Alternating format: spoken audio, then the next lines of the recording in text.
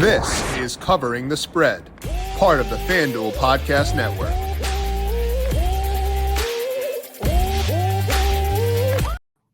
Week one is a bit different than the other weeks for player props because typically we're not getting props until Friday. And a lot of these props have been up for a pretty long time for week one, but it's still Friday. It's still time to talk props, and it's still time to talk to Annie Nader of FanDuel Research, picking her brain on her favorite player prop bets across the majority of week number one. Welcome on into Covering the Spread, a FanDuel Research podcast. My name is JimSannes. I am a managing editor for FanDuel Research, joined here as mentioned by Annie Nader. You can find her on X at anader33. She is a writer for us over at FanDuel Research, covering everything from the NFL to the NBA to Major League Baseball, WNBA. Annie does it all. Annie, happy week one. How you doing today? I'm doing well, Jim. Yeah, very excited for week one. Anything to take my mind off the Red Sox. We are on to football season, and MLB doesn't exist anymore. So they've kept you on a roller coaster all year long. It was no hope to, hey, got some hope. Oh, hey, fun things are happening. And oh, hey, obliques stink. So I feel like you need a break at this point, probably. Yeah, and it feels right that the Patriots-Raiders game is maybe the least interesting game on this slate. So yeah, everything's coming up Boston.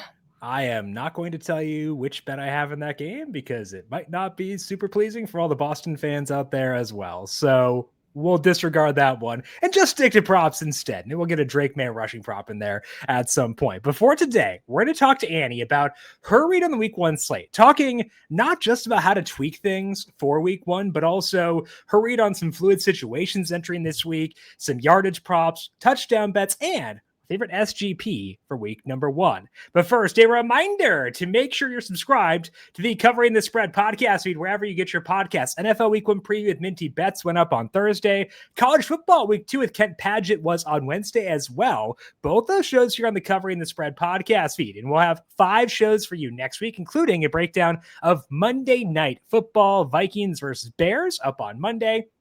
Covering the Spread wherever you get your podcasts. Hit subscribe if you like what you hear. Give us a 5-star rating and review as well. And of course, these shows do go up on the FanDuel Football Betting YouTube page as well. Our breakdown of NFL DFS for week one is there, along with all the Covering the Spreads for this week. FanDuel Football Betting YouTube page. Subscribe there. And if you like what you hear, leave us a thumbs up. We appreciate those of you watching on YouTube as always.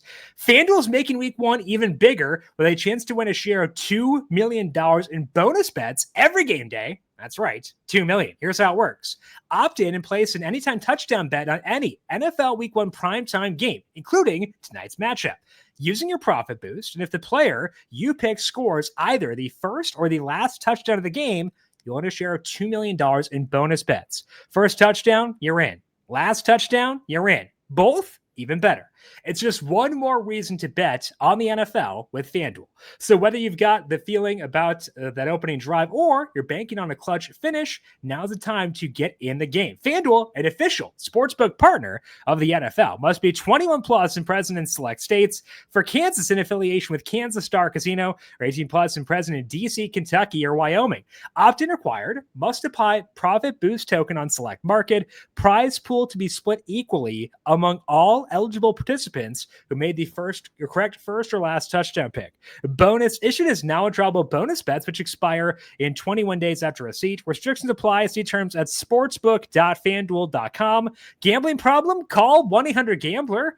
Or visit fanduel.com/RG. Call 1-888-789-7777 or visit ccpg.org/chat in Connecticut.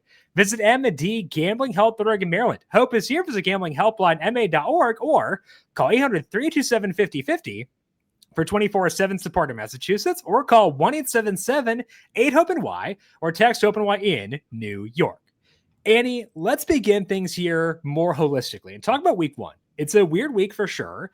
What tweaks should we be making in order to make our prop betting process more refined to account for the extra uncertainty at play for this week? Yeah, I think with all the research that we do leading up to the season, there's a tendency to have a take on every team, player, and situation. And when you pair that with the general excitement and anticipation for week one, you might find yourself wanting to bet on a lot of different players just because we have those thoughts about them. But I'm kind of trying to remind myself that we know way more about every player's role after week 1 than we do now. That doesn't mean we can't use our off-season and preseason takeaways and apply them to betting in week 1, but I do want to be a little more selective while also considering alternate lines for players that I think are undervalued in their current role. Well, yeah, I think the alt lines call out is good, especially because that's exploiting volatility. When we're talking like these baseline numbers, the baseline over under number where it's minus 110, minus 114, both sides. That's going to be one situation where you're not really benefiting from the uncertainty. But if you can go towards an alt market and a player you're high on, that way volatility works in your favor, because it does work both ways. Volatility can be good or bad. So I think that call out is good because you want to benefit from the uncertainty versus kind of having it rear its ugly head, and the payoff and the benefit for your risk maybe not being worth it. Yeah, 100%. I mean, I think basically what you said, we're looking for players that are maybe primed for an expanded role this season, but haven't gotten that bump from the market relative to what their lines maybe would have been last season. If we can't find those players, if it gets, too weird where we feel like we're playing a guessing game, then you can stay off. But volatility is an opportunity to, especially I think with some receivers this week, target the alt markets and try to take advantage of what you think you're ahead of. Okay, I'm excited to hear more about that in just 1 second. We can also find some value in fluid situations. If we think we have a good read on a situation, we can potentially buy in before the market reacts to how we think things will play out. Annie, for you, are there any up in the air situations you think are worth targeting this week in order to get ahead of things, what we may see in week 1? Yeah, I think we might be seeing that with Denver's pass catchers, particularly Marvin Mims, who I'll talk about in a bit. That's just a situation where they got rid of some guys. It feels like they're really tightening up that receiving room, and there's a way to benefit off that from the jump. And then there are a lot of question marks surrounding various backfields this week. For the most part, I don't really want to get caught guessing there. I think the market has done a pretty good job this week of getting ahead of the risk that comes with split backfields. So I don't really want to go there with a ton of yardage props right now. But there are some receivers that look like they'll step into a bigger role this season. Jameson Williams is also one, and I think we can consider their alternate lines as a result. Oh, we are so back in. If we're talking JMO already, it's going to be a good 2025. I can tell already. All right, let's talk about those volume-based props, the yardage marks, the touches, stuff like that. Annie, when you look at those markets at FanDuel Sportsbook for week number 1, where are you seeing value as things stand? Yeah, let's check out Marvin Mims right away in this Titans-Broncos game. He kind of broke out in the second half of last season, and I kind of want to double down on him now. I think his receiving prop is set at 37.5, and I think we can look for Mims to go for 40 plus receiving yards and even 50 plus receiving yards at plus money. So last year he averaged 62 receiving yards across the last 7 games of the season, and he scored 6 times in that span. So it was a really great role, but he was playing less than half the snaps. And looking ahead to this year, the Broncos have cleared things up.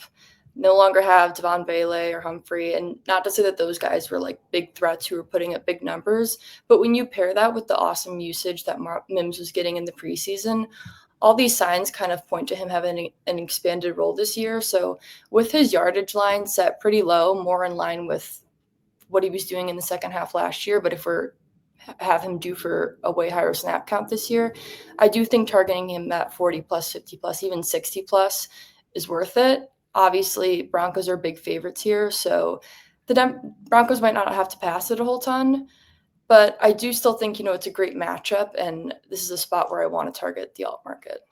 The preseason usage you were alluding to, I think it's super impactful because Marvin Mims ran a route on every Bo Nix drop back during the preseason, which is the kind of usage that you want to see. Did pick up an injury eventually, but no concerns for him, not on the injury report on Wednesday. So he is good to go for this week number 1 game. So you're giving a guy who has proven he can get you downfield targets, which can lead to yardage in a hurry, but also just a ton of snaps in an offense that, Sean Payton has proven over a very long sample that he can squeeze a lot out of his players. Marvin Mims no longer in the doghouse. So if you're going to give him a full allotment of snaps, yes, the per route numbers will come down for him, but the trade-off of having him out there for a healthy number of routes, that's going to pay off big time. So you mentioned the receiving yardage numbers for Marvin Mims, 50 plus yards, plus 162. He is minus 102 to go over 50 plus or 40 plus yards, and plus 235 for 60 plus yards. But again, Annie, he can get there multiple ways via the long ball or via volume. And that's exactly what I want for a market like this. Yeah, 100%. And I mean, we could target his receptions as well, but him being a yards after catch monster, I kind of just want to go with the yards here. Okay, so we're in on Marvin Mims. Considering the alt markets, 50 plus 162, 60 plus 235 are the more conservative, 40 plus minus 102. Any other yardage props stand out to you for week 1? I'm going to go straight to the touchdown market and check out Deebo Samuel. Oh, Deebo in his Commander's debut. Okay, Annie, before you even dive into this, I do want to say that I'm in on the over for this game. So I'm going to give you a pre-stamp of approval just because it endorses my my need for there to be points here. But what puts you on Deebo specifically to score for Commanders versus Giants? To me, his plus 195 touchdown odds stick out the most among all receivers this week. I mean, this is a Commanders team that averaged over 30 points per game at home last season. Their defense is not great still, so this does have a lot of shootout potential. Obviously, you just mentioned you're in on the over, so that's great. And there are a lot of different players that can score in Washington, including Jaden Daniels. But Deebo has multiple paths to score, whether it be on the ground or in the air. And I think that may be getting lost here, especially with Washington's funky running back room situation. So Deebo is coming off a down year. He dealt with a lot of ailments last season. But when you put a dynamic player like him in a new and smart offense, I imagine they'll find the right way to use him from the jump.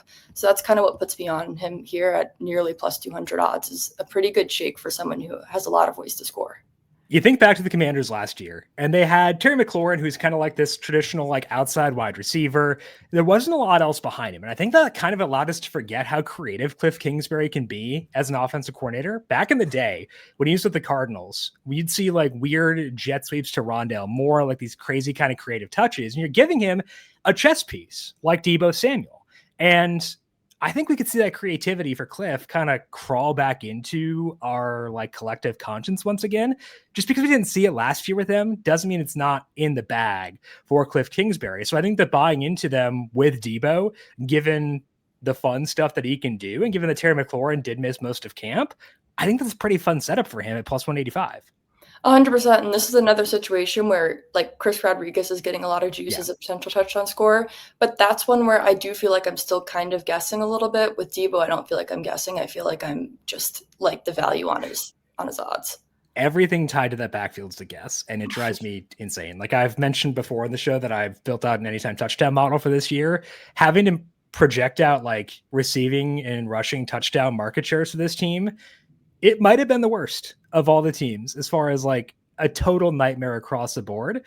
But Deebo did look pretty good in that. So that does help for sure. So we're on Deebo Samuel plus 185, anytime touchdown for the Commanders. Any other touchdown bets for you, Annie, in week 1? Yeah, I like one long shot pick, and it's Bretton Strange. Okay. A not strange pick, I would say, given the role that Brenton Strange had last year. Another fun matchup against a pretty poor Carolina Panthers defense. What puts you on Brenton Strange as your long shot touchdown pick here? Frankly, I expected a lot of players to have longer touchdown odds for this week than they currently do. And I think that's especially the case at tight end. A decent amount of tight ends have around plus 250 odds to score. Hunter Henry is one who I wanted to support him as a regression candidate, but just couldn't get behind it at plus 250. But Brenton Strange here at plus 380, that to me is value. That to me is a long shot. Pretty much the only person that has longer than, say, plus 300, plus 350 odds this week that I do feel like I'm getting a bit of value on. Evan Ingram is gone, so Strange is the lead tight end in this Jaguars offense. He scored in 2 of the 4 games last season where Trevor Lawrence was in and Ingram was out. So we do have a decent sample, I guess, there of what his role looks like as the lead tight end. He's just 2 years removed from being a second-round pick. I think he's talented, but more than anything, I just really like this game. Both defenses are pretty bad. I think we have some shootout potential. In general, I think in a median game, it wouldn't be super surprising to see Strange have these odds, but this is week 1 where Trevor Lawrence is healthy, Jacksonville's at home, and playing in a game with a close spread against a weak defense. So this is my favorite long shot touchdown pick of the week. You mentioned the second round pick for Brenton Strange. They believed in coming out of the draft. And then the first year after that, they signed Evan Ingram to an extension. It's okay. So you use a second round pick on Brenton Strange. Then you sign Ingram to an extension. Well, they liked what they saw from Strange last year enough where they let go of Ingram. despite having signed for that extension. That to me is an endorsement of they believe in this guy and what he could be in this offense. And like you said, it's a pretty fun matchup where this game has some back and forth appeal. So Strange plus 380, you're not like guessing about what the productivity could be, what the role could be. We saw it for a good chunk last year where he did earn targets in this offense. And yeah, got Travis Hunter there, but like there's not enough target competition for me to think he'll be a total non-factor here. Yeah, and part of this is potentially me just seeing the other touchdown odds and not being super thrilled with how short some of them are. I think some of them are shorter than they should be. Yeah. So maybe I am just trying to chase a long shot, but I do like Strange's outlook, especially in this game against Carolina. It's a fun game. These are two teams with horrible defenses last year who went, I was going to say offense in the first round. Travis Hunter's kind of both ways, but like they went primarily offensive players in the first round. The Panthers taking Ted McMillan. They were projected to draft a defensive guy basically until draft week the entire time. And suddenly Tech comes out of nowhere for them. These defenses are going to stink, and we can benefit from that by taking Brenton Strange anytime touchdown at plus 380. Okay, Annie, I'm going to give you an SGP to use for week number 1 at FanDuel Sportsbook. What to you stands out as being the best SGP for week 1? I'm going to go with the game that I'm most excited for this weekend, which is Ravens at Bills Sunday Night Football. Okay, good pick. I'm excited about this one, and haven't talked a lot about it yet because it wasn't the DFS main slate, so I'm kind of excited to sneak some talk in here. What are you seeing in this one? I think I'll start off with the over. When two of the best quarterbacks in the league are involved, we can expect a lot of points, and Ravens and Bills totaled 52 points in the playoffs last year. That was in Buffalo in late January, so definitely better weather conditions this time around. But mostly I just like how the over is going to correlate with these next two legs. Okay, so we got over 50.5 minus 115, setting up two more legs. What are those legs? They're both touchdown picks. We'll start with Josh Allen, which is something probably one of my most used bets last year, and at plus 100. They have me right back. So even money, I'm going to take this as a standalone bet as well. He scored a touchdown in 20 of his last 34 games across the last 2 seasons. That's about a 59% rate, up from the 50% implied probability here. So that's, for me, an easy pick to take as a standalone, and also something that can act as a great leg in a same game parlay where we're also taking the over. And then I'm going to go to Zay Flowers. He's a big touchdown regression candidate this season, just scored 4 times on 116 targets last year, which makes for just a 3.4% touchdown rate. And a lot of his teammates had inflated touchdown rates. Mark Andrews, 15.9. Isaiah Likely was at 10.3%, and Rashad Bateman was at 12.5%. Now, part of the problem for Flowers is how Baltimore scores. They can score through Lamar or Derrick Henry or either of the tight ends. So there is credence to Flowers not getting those juicy red zone looks. And we probably can't look at Andrews and Likely's rates alone and think that Flowers should match up with them. But even with Bateman there, like Flowers should score more this season. He racks up a lot of targets in general. And this is a situation where 3 pass catchers on the team are due to score less in 2025 and 1 is due to score more. So if I can get exposure to Flowers scoring while adding in these 2 other legs that both correlate with it, and Josh Allen, just there's value there. I think it's a decent use of an SGP. Okay, so we got the over sitting at 15.5 points. Josh Allen and Zay Flowers score the combined odds at FanDuel Sportsbook, sitting at plus 546 for this SGP. I have the over. Not shocking. I have the over in every game this week, it feels like. Given the kickoff rule changes, I think that books are kind of under accounting for that. And Josh Allen is a massive value for me in my touchdown model for this week due to the stuff you'd mentioned. Like, you look back to last year, his rushing touchdown rate for the Bills was in the like 30% range. And that's because James Cook had a lot of long touchdowns. We're going to see regression towards Allen this year because you look at like tush-push quarterbacks. So Jalen Hurts, Josh Allen across last year and this year, they score more than half the rushing touchdowns for their team. And Allen was below that last year. So you mentioned the stats for Allen, how he scored in 20 out of 34 games. He may actually be due for positive regression because of how often players score on tush pushes within those 2 offenses. So I adore this. I think it's very fun. They play well together based on the over and stuff like that. So you got me convinced. I am happy to have you on the same page as me with both Josh Allen and the over here. And hey, you toss in Zay Flowers too. I can't push back on that. Yeah, Josh Allen somehow being a candidate for positive regression is the best thing I've heard today. So thank you for that. And I know that your go-to last year was a Josh Allen to score twice. We'll check that one quick too, just out of curiosity. To score twice, he is. Oh, I have to scroll down here. He is 7-1. Just throwing it out there as another idea for that. But again, Josh Allen to score, Zay Flowers to score, and the over for that game is sitting at plus 546 with SGP at FanDuel Sportsbook, but also checking out the Brenton Strange touchdown odds at plus 380, Debo to score at plus 185, and Marvin Mims in the alt markets for receiving as well. That is all that we have here for today on Covering the Spread. Big thank you once again to Annie Nader swinging by, breaking down her thoughts on player props across week one. Annie, appreciate the insights as always. I am glad we are aligned on the Giants-Commanders game and on the Bills-Ravens game. Good luck to you. Enjoy the football. We'll talk to you again soon. Thanks, Jim. You can find Andy on X at Nader33. I am on X and Blue Sky at JimSannes. You can find FanDuel Research on X at FanDuel Research. Reminder, all of our shows for this week are now posted both in the FanDuel Football Betting YouTube page and the Covering the Spread podcast feed. Go check them out and enjoy week number 1. We'll talk to you all once again Monday to break down Bears and Vikings. This has been Covering the Spread, a FanDuel Research podcast.